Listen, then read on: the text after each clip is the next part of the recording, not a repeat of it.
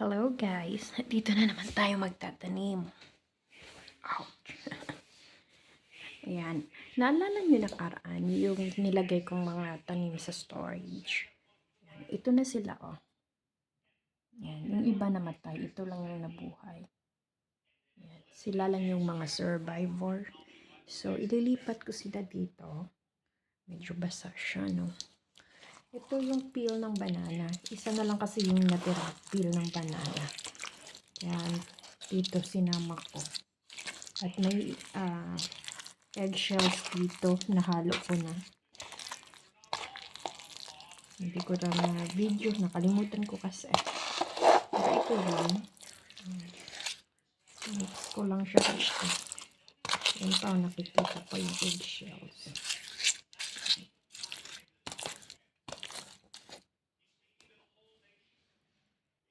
At guys, may cinnamon ako dito. Ilalagay natin ito mamaya pagkatapos natin i-transplant yung mga tanim natin.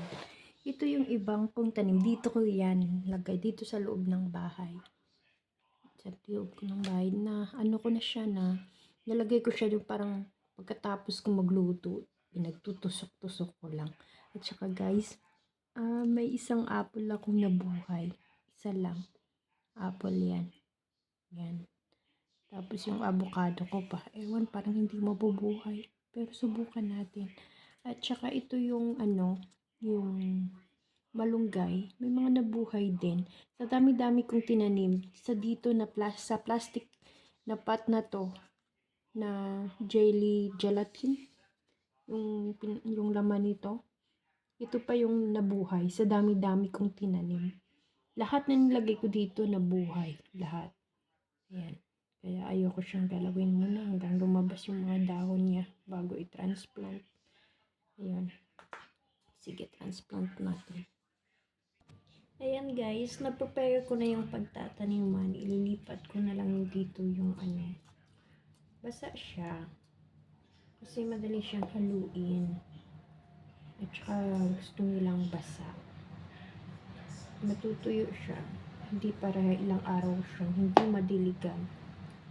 Tutuyo lang yan.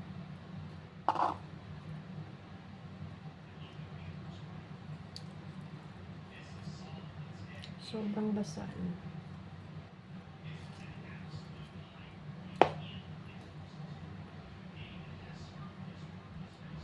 Pero maganda kasi yung tubo nila sa basa. Na-notice ko.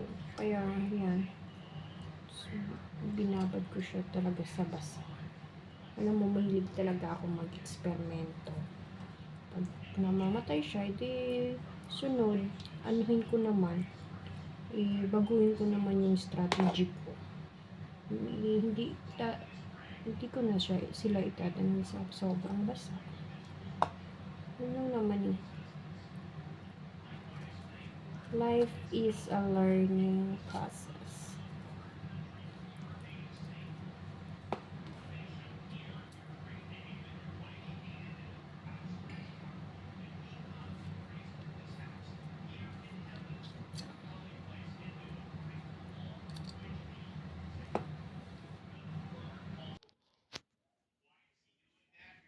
Ayan guys, sa loob ng bahay ko na sila nilagay kasi masyado nung malamig sa labas.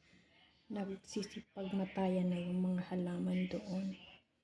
Ayan. Ito yung cinnamon. Ibudbud natin to prevent na malanta yung gut niya. Ewan ko kung makaka-help siya kasi masyadong basa yung natin. Experiment pa lang naman to. Kaya okay lang yan. Okay guys. Yan. Update ko kayo sa susunod kung ilan yung mabubuhay o mamatay silang lahat. Okay? Bye for now. Bye.